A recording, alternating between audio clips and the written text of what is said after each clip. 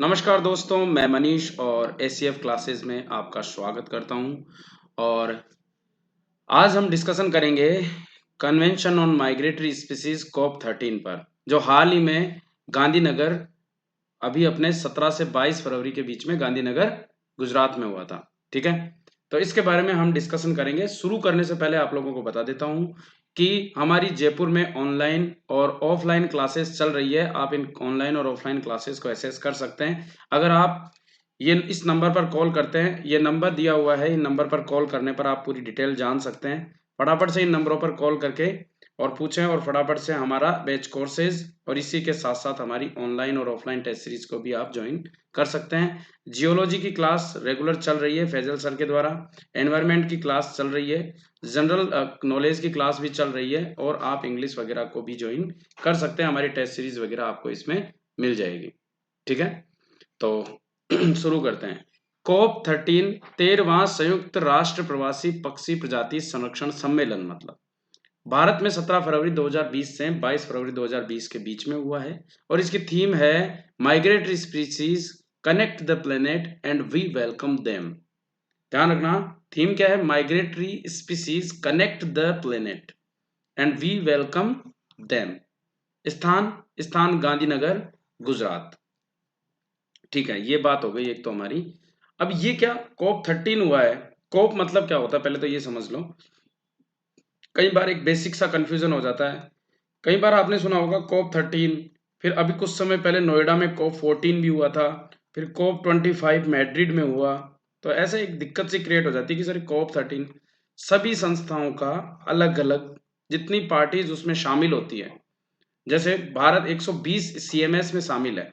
ये 120 पार्टीज इसमें बैठक ले जो करेगी महीने साल टू साल जो बैठक करते हैं उसको बोलते हैं कॉप, यानी कॉन्फ्रेंस ऑफ पार्टीज। पार्टीज का सम्मेलन है सीएमएस का। तो ये 13वीं बैठक थी। मतलब अभी कुछ समय पहले कॉप 14 जो हुआ था यूएनसीसीडी का हुआ था, United nation convention on combat desertification. और ये जो कॉप 25 जो हुआ था ये यूएनएफसीसीसी का है, क्लाइमेट चेंज वाला। ठीक है, तो सबके अपने अपनी पार्टीज बैठक करती है और उसके बेसिस पे ये कोप वो है मतलब। ठीक है, एक चीज तो ये हो गई। अब कोप 1 का आयोजन बोन शहर जर्मनी में हुआ था 1985 में। इससे पहले बोन में कन्वेंशन भी हुआ था। और बोन में ऐसा नहीं है कि एक ही बार हुआ है, बोन में 2 बार ये सम्मेलन आयोजित हो चुका है, लेकिन भारत में पहली बार हो रहा है ये। ठीक है, भारत में कोप 13 पहली बार आयोजित हो रहा है। इससे पहले ये फिलीपींस मनीला में हुआ था। एक चीज तो हमें ये ध्यान रखनी है। उसके बाद में अब सीएमएस होता क्या है? सीएमएस संयुक्त राष्ट्र पर्यावरण कार्यक्रम के तहत एक अंतरराष्ट्रीय संधि है जो पहली बार 1979 में जर्मनी के बोन शहर में हस्ताक्षर हुआ था इस पर। और फिर ये संधि 1983 में लागू हो गई थी, जिसका उद्देश्य है स्थलीय, समुद्री और उड़ने वाले अप्रवासी जीव जंतुओं को संरक्षण प्रदान करना। इस कन्वेंशन के द्वारा अप्रवासी वन्य जीवों और उनके प्राकृतिक आवास पर विचार विमर्श के लिए एक वैश्विक प्लेटफॉर्म तैयार किया गया है। और यहाँ पर सभी पार्टीज यानी कि वर्तमान में 120 कंट्रीज इसमें शामिल है जो इसमें बैठती है और इन पर विचार विमर्श करती है। ठीक है, ये ध्यान रखना है। अब ये क्या विचार विमर्श करती है, क्या बातें होती है, तो आप देख रहे होंगे 9 फ्लाईवेज इन द वर्ल्ड, यानी कि विश्व में 9 फ्लाईवेज है। ये फ्लाईवेज जीव जंतुओं के जो ऋतु प्रवास करते हैं अपने भोजन, पानी, आवास की तलाश में कंटिन्यूअसली। आपको पता है कि सूर्य उत्तरायण और दक्षिणायन होता है तो क्लाइमेटिक कंडीशंस बदलती रहती है पूरे अपनी पृथ्वी पर। जब क्लाइमेटिक कंडीशंस बदलती है तो फिर उसी हिसाब से जीव जंतु भी जिस क्लाइमेट में जी सकते हैं उस क्लाइमेट की तरफ बढ़ना शुरू हो जाते हैं। ठीक है, तो आप देखते होंगे कि राजस्थान में अपने इधर साइबेरिया की तरफ से, ये इधर साइबेरिया है, साइबेरिया की तरफ से जीव आते हैं। साइबेरियन क्रेन आता है इधर की तरफ। ठीक है, कब आता है? तो ऑब्वियसली कि वो शीत ऋतु में आएगा, ग्रीष्म में नहीं आ सकता। क्योंकि शीत ऋतु में इसलिए कि यहाँ पर बहुत ज्यादा ठंड हो जाती है। जब सूर्य दक्षिणायन चला जाता है, इधर की तरफ सूर्य चला जाता है दक्षिणायन, बहुत ज्यादा ठंड हो जाती है। और जब बहुत ज्यादा ठंड हो जाती है तो फिर उनके लिए वो आवास ठीक नहीं रहता, जीवों के लिए, साइबेरियन क्रेन्स के लिए। तो फिर वो साइबेरिया से उड़ते हुए इधर की तरफ भारत की तरफ आ जाते हैं। अब आप इसमें देख रहे होंगे 9 फ्लाईवेज वे से एक फ्लाईवे आपको दिख रहा होगा सेंट्रल एशियन फ्लाईवे। इस सेंट्रल एशियन फ्लाईवे का हिस्सा है भारत। आपको ये ध्यान रखना है क्वेश्चन पूछा जा सकता है। आप अगर ACF का एग्जाम दे रहे हैं और एनवायरमेंट साइंस आपके पास सब्जेक्ट है तो ये क्वेश्चन बन सकता है। साथ के साथ नोट डाउन भी करते रहें। सेंट्रल एशियन फ्लाईवेज, तो सेंट्रल एशियन फ्लाईवेज में भारत पड़ता है, जिसके तहत सेंट्रल एशिया यानी कि साइबेरिया से होते हुए पूरा इलाका इस तरह से। तो हम एक बार इस सेंट्रल एशिया वेस्टर्न एशिया वाले क्षेत्र को देख लेते हैं। कैसे कि ये आप देखो, ये है अपना भारत और ये सेंट्रल एशियन फ्लाईवेज आ गया, ये East Asian flyways Australian flyway आ गया, ये वेस्ट पैसिफिक फ्लाईवे हो गया। इस तरीके से पूरा का पूरा आपके सामने कई सारे फ्लाईवेज हैं।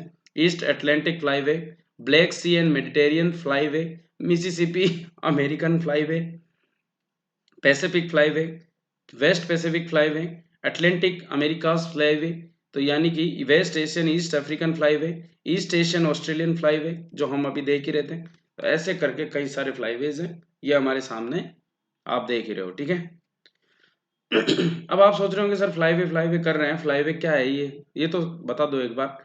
फ्लाईवे होता क्या है, पक्षी आ रहे हैं उस रास्ते से, वहां से पक्षी यानी कि ये ऐसा इनके एक तरह से इनको संरक्षित करने के लिए और वैश्विक स्तर पर इन फ्लाईवेज को बांटा गया, जिसके आधार पर हम रणनीतियां बना सकते हैं। ध्यान रखना, ठीक है, जिसके आधार पर ही रणनीतियां बनती हैं इनको संरक्षित करने के लिए। तो भारत में भी इस तरीके के कई सारे फ्लाईवेज हैं, फ्लाईवेज for migratory birds in India.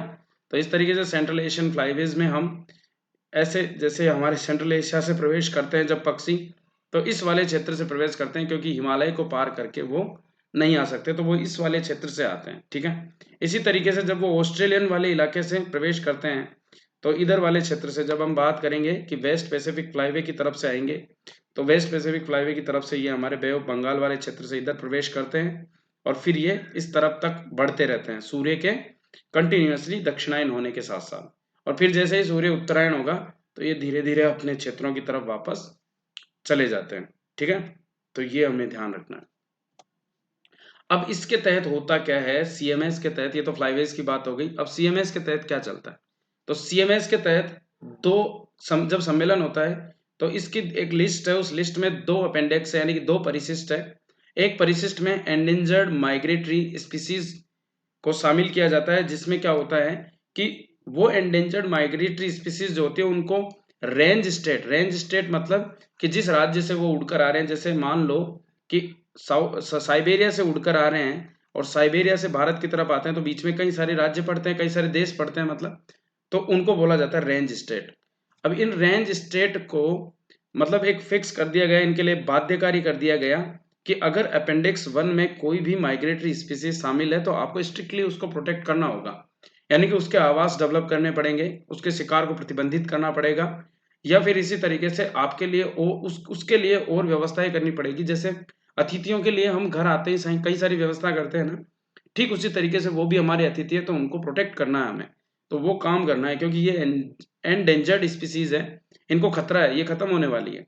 और दूसरी आती है अपेंडिक्स 2 में, जिसमें ऐसी प्रजातियां शामिल होती है जिनको थोड़ा अंतर्राष्ट्रीय ध्यान देने की जरूरत है, मतलब migratory species conserve through agreements के जरिए इनको कंजर्व किया जाता है अंतर्राष्ट्रीय लेवल पर। जैसे अगर भारत और पाकिस्तान को किसी प्रजाति हो तो यहाँ पर वो एग्रीमेंट करेंगे इस तरीके से। तो कई सारे एग्रीमेंट हुए हैं कई सारी प्रजातियों को संरक्षित करने के लिए। जैसे आप देखोगे तो agreement on the conservation of albatross and petrels, agreement on the conservation of cetaceans and of the Black Sea और मेडिटेरियन सी और कॉन्टिजीनियस अटलांटिक सी। उसके अलावा अभी जो लेटेस्ट एक कॉन्ट्रैक्ट ज्यादा में चर्चा में रहा, जो एक एग्रीमेंट ज्यादा चर्चा में रहा, वो था Eurobats agreement on the conservation of population of European bats. इसके बारे में अभी हम डिस्कशन करेंगे कि ये क्या चीज है, ठीक है। अब यूरोबैट क्या है, देखो यूरोबैट एक तरह से अगर आप देखोगे तो इंसेक्ट्स की प्रजातियों को ओरिजिनली, देखो अभी क्या है, यूरोपियन जो बैट्स है, यूरोपियन चमगादड़ है, उन पर बहुत ही भयंकर वाला संकट मंडरा रहा है, और वो भी एक तरह से प्रवासी पक्षी है, प्रवासी जीव है मतलब। अब उस प्रवासी जीव को संरक्षित करने के लिए इंसेक्ट्स को संरक्षित करना पड़ेगा, क्योंकि जिन इंसेक्ट्स पर वो बेस्ड होती है वो इंसेक्ट्स खत्म होते जा रहे हैं। अगर हम बात करें तो आप देखोगे यहाँ पर the draft resolution has been represented by the European Union of the discuss at CMS COP13. This will help to understand insect die-off and its effect on migratory species. ठीक है। तो COP 13 will be the first convention to focus on the insects on a larger scale, यानी कि insects पर focus करने वाला ये पहला कन्वेंशन है पूरे विश्व का ही। तो COP 13 की एक महत्वपूर्ण बात ये भी है, इसके अलावा कई सारे एग्रीमेंट जो होते हैं, तो ये चाहता है कि वाइल्ड फ्रेंडली और माइग्रेटरी फ्रेंडली एनवायरनमेंट डेवलप हो, और इस तरीके से सार्क वगैरह और उससे रिलेटेड जानकारी है। लेकिन अभी एक बात और, एक तो हो गई यूरोबेट्स, आपको जो ध्यान रखना है। दूसरी चीज जो आपको ध्यान रखनी है कि CMS अपेंडिज में अभी कौन सी प्रजातियां शामिल हुई है। तो 10 नई प्रजातियों को CMS अपेंडिज में शामिल किया गया है। ये 10 नई प्रजातियां कौन कौन सी है? अपेंडिज 1 में शामिल हुई है 7, और अपेंडिक्स 2 में शामिल हुई है 3। तो जो 7 शामिल हुई है अपेंडिक्स 1 में, इसमें भारत की 3 प्रजातियां शामिल हुई है। कौन कौन सी? Asian elephant, great Indian bustard और बंगाल फ्लोरिकन, जिनके बारे में हम अलग अलग स्लाइड्स में डिस्कशन करते रहेंगे, अलग अलग वीडियोस में, ठीक है। इसके अलावा जैसे जगुआर जो ब्राजील वाले क्षेत्रों में, little bustard, antelope, albatross, ocean white tip shark, ये प्रजातियां हैं। इसके अलावा जो अपेंडिक्स 2 में अभी हम डिस्कस कर ही लिए थे, फटाफट से आपको जवाब देना है कि अपेंडिक्स 1 में, जरूर जवाब देना है कि अपेंडिक्स 1 में शामिल होने वाली ये प्रजातियों को किस तरीके का संरक्षण प्राप्त होता है, क्योंकि हमने अभी जस्ट अपेंडिक्स 1 के बारे में डिस्कस किया है। फिर आता है अपेंडिक्स 2, जिसमें the urial, smooth hammerhead shark and tope shark को शामिल किया गया है। तो ये इनको स्पेशली प्रोटेक्शन मिलेगा एग्रीमेंट्स के जरिए। तो ये 3 प्रजातियां हमारे भारत की, एशियाई हाथी, बंगाल फ्लोरिकन और ग्रेट इंडियन बस्टर्ड। और ग्रेट इंडियन बस्टर्ड के बारे में हम डिटेल डिस्कशन अगली स्लाइड में और करेंगे। इसके अलावा और क्या हुआ है? 10 नई प्रजातियां, यूरोबेट्स, और उसके बाद में न्यू माइग्रेटरी स्पीसीज चैंपियंस को भी शामिल किया गया है। मतलब कि ये ऐसे लोग, ऐसे चैंपियंस हैं जिन्होंने माइग्रेटरी स्पीसीज के लिए बहुत ही बेहतरीन कार्य किया है। तो ये चैंपियंस में Indian government, Germany, Italian, Monaco, Norwegian government और आबू धाबी, और इसके बाद में यूरोपियन कमीशन, ये 7 है। यानी कि इंडियन गवर्नमेंट को भी इन चैंपियन में शामिल किया है, ठीक है। चैंपियन मतलब जो बहुत ही अच्छा कार्य कर रहा है। फिर इसमें एक प्लान हुआ है, विजनरी प्रोस्पेक्टिव प्लान, जो 2020 से 2030 तक एडॉप्ट किया जाएगा। मतलब 2020 से 2030 तक इसको लागू किया जाएगा, इस प्लान को। इसमें कहा गया है कि there are 1317 bird species in India, Bharat में, और आउट ऑफ दिस 72 जो है वो एंडेमिक है, यानी कि एक स्पेसिफिक क्षेत्र में पाई जाती है। 100 जो है वो थ्रेटेंड में है, खत्म होने वाली है, यानी कि उनको खतरा है। और 17 जो है वो क्रिटिकली एंडेंजर्ड स्पीसीज में है। और ये IUCN में शामिल होने वाली स्पीसीज है, एक तरह से कैटेगरी है IUCN की, जिसको हम IUCN वाले टॉपिक में बहुत ही बेहतरीन तरीके से इसको डिस्कस करेंगे, ठीक है। तो क्या कर रहे हैं, और इसमें 63 वल्नरेबल और 20 एंडेंजर्ड में, ठीक है। तो यानी कि ये बहुत खतरनाक स्थिति है। जो 100 है ना थ्रेटेंड, इसको 3 भागों में बांटा गया है, 17, 13 और 20, ठीक है। तो ये ध्यान रखना है। तो अराउंड 270 स्पीसीज जो है वो रेयर कैटेगरी में शामिल है और बहुत ही खतरनाक कंडीशंस में है। तो हम क्या करेंगे कि 219 बर्ड बायोडाइवर्सिटी एरियाज जो हैं उनको सर्व करने की कोशिश करेंगे, उनको ठीक करने की कोशिश करेंगे। हमने ये प्लान, विजनरी प्रोस्पेक्टिव प्लान बताया है, मतलब CMS के देशों को। अब CMS में भारत की स्थिति क्या है? भारत 1983 में जब CMS लागू हुआ था, जब बॉन कन्वेंशन इसको कहते ही हैं, बॉन कन्वेंशन लागू हुआ था, तब इसमें शामिल हुआ था। उसके बाद में Siberian crane, marine turtle, dugong, Raptor जैसे को संरक्षण और प्रबंधन के तहत गैर कानूनी रूप से इनको बाध्यकारी बनाया गया है। MOU साइन किए हैं भारत ने, ठीक है। यानी कि वो एग्रीमेंट वाला सीन भारत ने किया है, ठीक है, अपेंडिक्स 2 वाला। तो ये हमें ध्यान रखना है। इसके अलावा भारत ने माइग्रेटरी स्पीसीज को संरक्षण देने के लिए national action plan for conservation of migratory birds भी जारी किया है, जो 5 वर्ष का एक एक्शन प्लान होगा। 2018 में हमने जारी किया था और 2023 तक इस एक्शन प्लान के तहत काम करेंगे, ठीक है। तो ये चीज हमें ध्यान रखनी है।